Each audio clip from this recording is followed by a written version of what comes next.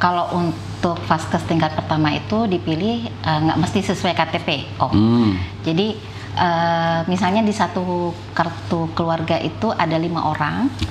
Mereka misalnya boleh memilih vaskes tingkat satunya itu nggak sama.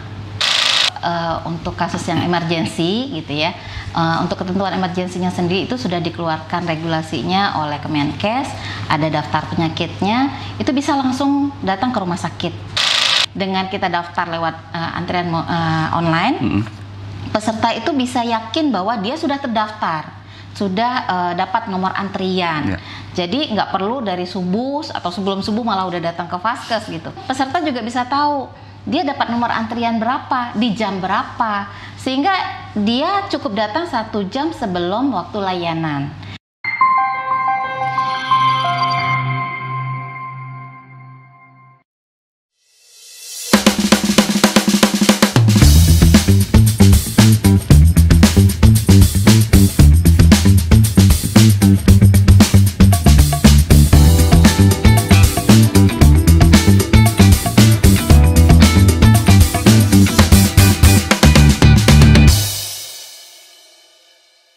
Oke, sahabat Ipol, tadi Bu Desi sudah membincangkan secara garis besar nih sebetulnya apa yang perlu dipersiapkan oleh kita sebagai peserta BPJS Kesehatan agar bisa mengakses fasilitas kesehatan.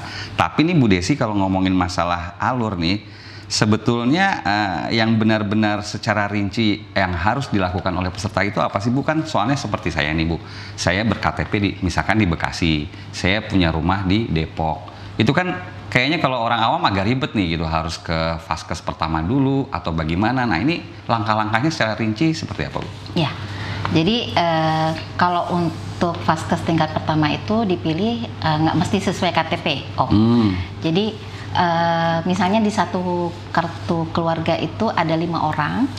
Mereka misalnya boleh memilih vaskes tingkat satunya itu nggak sama. Misalnya bapaknya kerjanya di Bandung, ibunya tinggal di Jakarta, anaknya kuliahnya misalnya di Jogja gitu ya, dan yang lainnya. Nah itu mereka bisa memilih FKTP-nya berbeda-beda. Oke, ini berarti fleksibel banget ya BPJS Kesehatan ya? Selama peserta tersebut bukan misalnya seperti sekarang kan kita tahu ada Pemda yang menjamin penduduknya, yang membayarkan preminya. Nah Pemda tersebut bisa mengeluarkan kebijakan misalnya bagi masyarakat yang kami tanggung terdaftarnya harus sewilayah Pemda. Nah berarti kan dia nggak bisa terdaftar di luar gitu ya. Nah itu pengecualian. Nah kalau yang misalnya tidak ada hal tersebut, mereka bisa memilih FKTP yang berbeda. Dan FKTP ini bisa pindah maksimal setelah 3 bulan terdaftar di FKTP sebelumnya. Jadi misalkan saya kerja di Jakarta, istri tinggal di Bandung, anak di Jogja, berarti artinya saya bisa daftar ke Jakarta. Terdaftarnya yang di misalnya kerjanya di Jakarta, ya terdaftarnya di Jakarta. Anak yang di Jogja terdaftarnya di Jogja gitu. Nah jadi untuk yang peserta yang mau berobat tadi, kalau kasusnya tidak emergensi berarti berobatnya ke FKTP terdaftarnya dulu. Cukup dengan membawa kartu atau kartu elektronik ataupun KTP. Cukup memperlihatkan itu aja tanpa perlu membawa fotokopi. Nah, jadi kan kalau dulu misalnya harus fotokopi 3 kali gitu ribet ya. Gitu ya. Ini nggak perlu. Ini nggak perlu ada lagi di HP, fotokopi KTP sudah cukup. Bagaimana Bu dengan kasus-kasus gawat darurat nih? Misalkan saya fasilitas kesehatan pertama saya ada di Kebon Baru atau Kebon Kacang Jakarta Pusat. Ternyata saya dapat misalkan kecelakaan harus pakai BPJS di daerah Rawamangun, harus ke rumah sakit. Nah itu bagaimana Bu?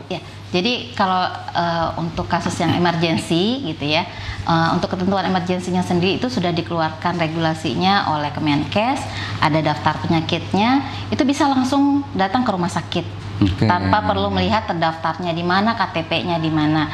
Jadi misalnya sakitnya itu di daerah Jakarta Pusat, berobatnya ke vaskes yang di Jakarta Pusat saja, atau di Jogja ya, Jogja, ke rumah sakit yang ada di Jogja. Nah itu juga sama, cukup dengan membawa kartu saja, baik itu kartu yang definitif atau kartu elektronik ataupun KTP tadi. Dan nggak masalah ke rumah sakit ya, kelas A gitu ya? Iya, jadi yang terdekat saja yang kan terdekat. Bisa.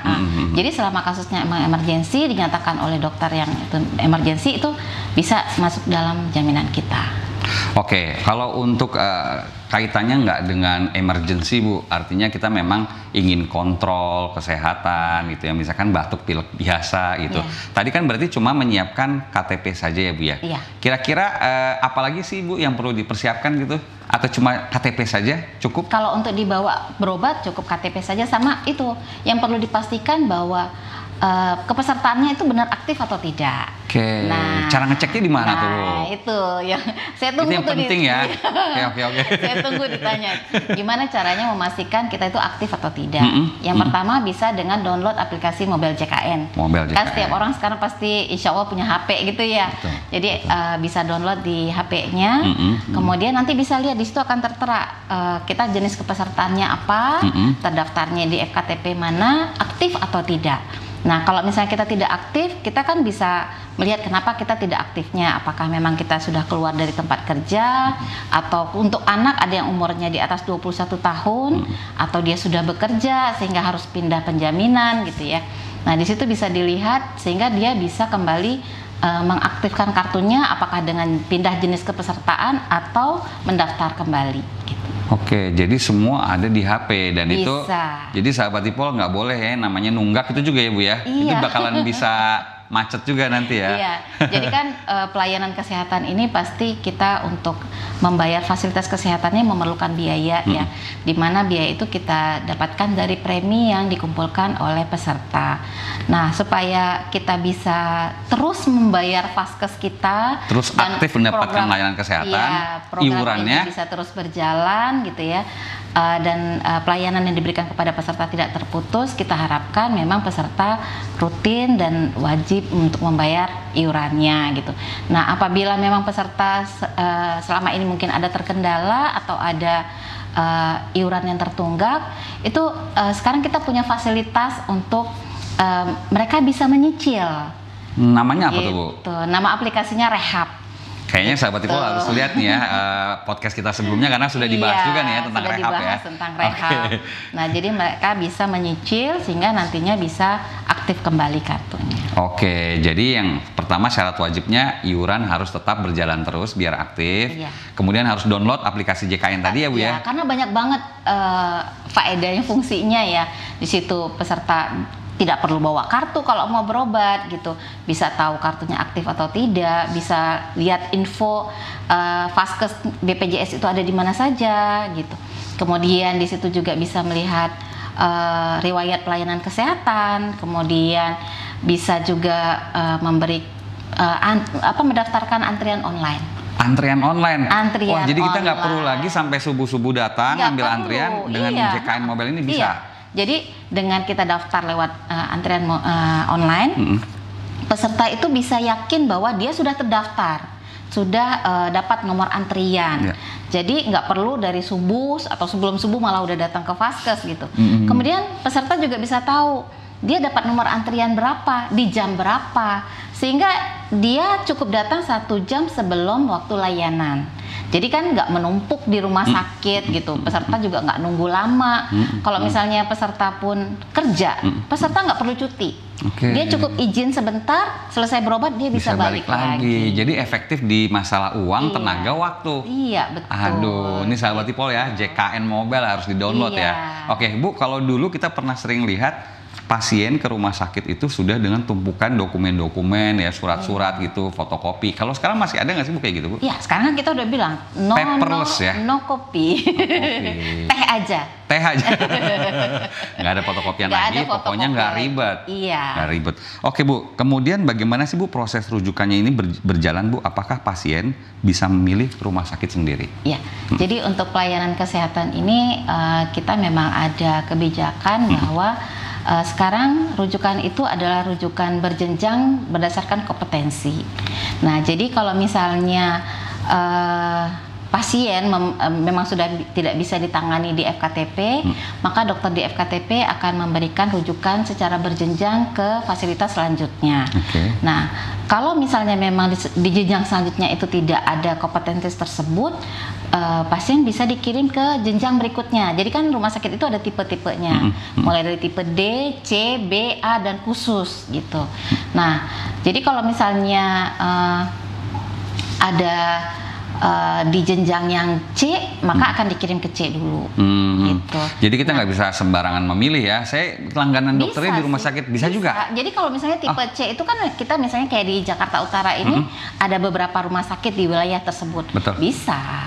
Tapi misalnya kalau misalnya untuk ke jenjang berikutnya, kalau di jenjang yang di bawahnya ada ya di jenjang bawahnya dulu. Oke, aduh ini betul-betul bermanfaat banget ya Bu ya. Iya. Karena kan kadang-kadang ada masyarakat yang sudah langganan nih, misalkan kayak saya cocoknya di rumah sakit ini dengan dokter ini, itu bisa berarti ya Bu ya? Kalau memang sesuai jenjangnya bisa. Sesuai jenjangnya iya, bisa ya? Oke, iya. siap. Gitu. Kemudian Bu, kalau saya sering baca-baca tuh ada yang namanya istilah Ina CBGs. Itu sebetulnya barang apa sih itu Bu? Iya sering ya. Jadi sejak ada BPJS Kesehatan pasti akrabnya Ina CBGs, tarif paket gitu ya bilangnya ya. Jadi kalau Ina CBGs ini cara kita untuk dari pemerintah ya, untuk mengelompokkan jenis penyakit dan tata cara pengobatannya dalam satu kelompok gitu. Itu juga menentukan tata cara pembayarannya. Nah, jadi nanti misalnya dari rumah sakit, jadi sebelum ini ditetapkan dari pemerintah sudah menanyakan ke vaskes misalnya untuk diagnosa A menghabiskan berapa hari untuk dirawatnya, kemudian menggunakan obat apa, kemudian menggunakan alkes apa, sehingga biayanya itu terkumpul gitu. Itu yang dijadikan dasar untuk pembayaran. Oke, jadi sudah ada pengelompokan. Iya, pengelompokan.